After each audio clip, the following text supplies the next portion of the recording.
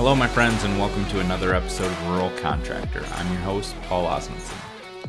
Today's topic is, there are no good workers out there. This is a story that I hear constantly of, there are no good workers out there, there's nobody to help me, I have too much to do, and I have to do it alone because there's no good workers out there. This theory gets you nowhere. If you have that belief that there are no good workers out there, you will never find anybody. Well, ladies and gentlemen, we had a little break there because I just started the podcast. Lindsay was taking the kids sledding, almost got the truck stuck on the driveway. Wind's blowing a lot, quite a bit of snow out here. It was packed really hard. I thought, I can get it out, backed up, high centered it, dug for a half an hour. Somebody stopped by, pulled me out, got them going. They're on the road. Then I come back, record the rest of this podcast, realize when I got done and looked at it that my mic was unplugged. Great, that was awesome. The stupid thing is, I plugged it back in, recorded it again, realizing that my settings had got messed up and it didn't record it the second time. So here we go, finishing the rest of the podcast. Third time's the charm. So I found myself in this limiting belief of there are no good workers out there. And what I did to counteract this was I go, okay, I know there are good workers out there. The truth is that you attract people that are like you, that align with your core values. So I went through my Facebook page and I'm like, who am I friends with? And it's like, that person's a good worker. He's a good worker. She's a good worker. He's a good worker.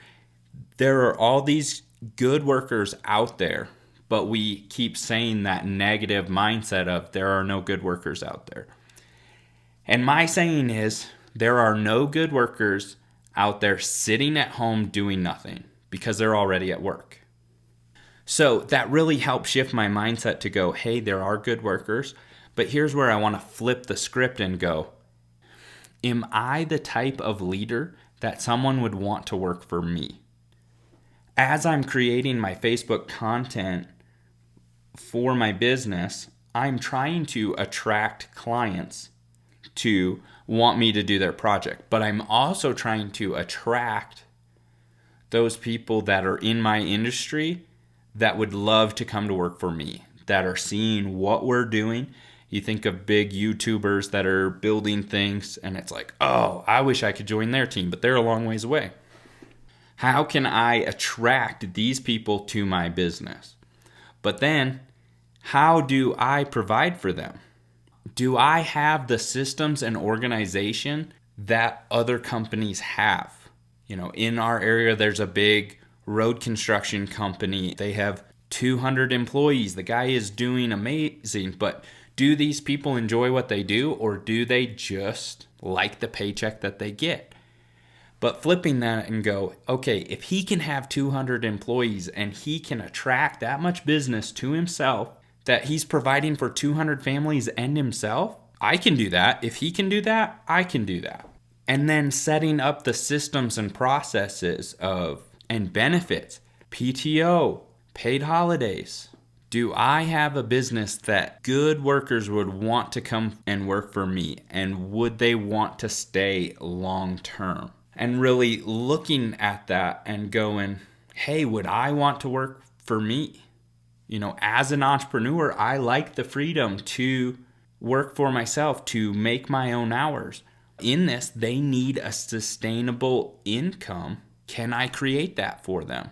Can I make a consistent income that they can make enough to provide for their family? But also I want to create that same culture that family is important. Let's make as much money as we can in 50 hours so that we have the weekend to go do whatever we want. Or 40 hours or 45 hours. Can you create that income for your team members that they would want to come and work for me? Do I have safe equipment? You know, in the construction industry, a lot of times we're up on ladders. Do I have a telehandler that makes it easier for my team members? That there is less risk of falling because of having a platform to work on. I feel like contractors make less money. Why is that? We have more risk. We have hard work. How do we bring respect to what we do? And a lot of us, we don't value what we do. Knowing that we have a skill that our customers can't provide for themselves. Knowing that we can create systems to teach people that don't know the construction trade to get to a point where we can use them. While I'm building sheds, we build one, then we build another one. They know what's going on. We're continuing to move forward, kind of like the assembly line at Ford. So taking the time and saying, hey, would I want to work for me? And write down those things that are important to you. What are the things that are important to you that you would want if you were going out and searching for a job? What income? What benefits? What culture? What roles? What responsibilities? Am I just one of the team members that's an expense to the business? But really looking as your teammates as an asset to building your income and building your business. They are the best tool that you have. You know, we all get excited about buying new tools and equipment because that goes on our balance sheet. If I can create a team that uses the tools and goes out and builds things, no, I don't own it. But these tools can't operate themselves. Your teammates, your team members are an incredible asset to your business. They can't go out and do it if we're not leading them in a manner to get the job done, to bring a result to our client, to ultimately bring us a paycheck, for us and for our family and for our team members. And it's this constant battle of cash flow. Speaking your message out to the marketplace, people accepting what you have to give and say, hey, yeah, I want that product or service from you. You running your team in a manner that they get the project done and that money's coming in and it's flowing. So I hope this episode was valuable, and we'll catch you on the next one.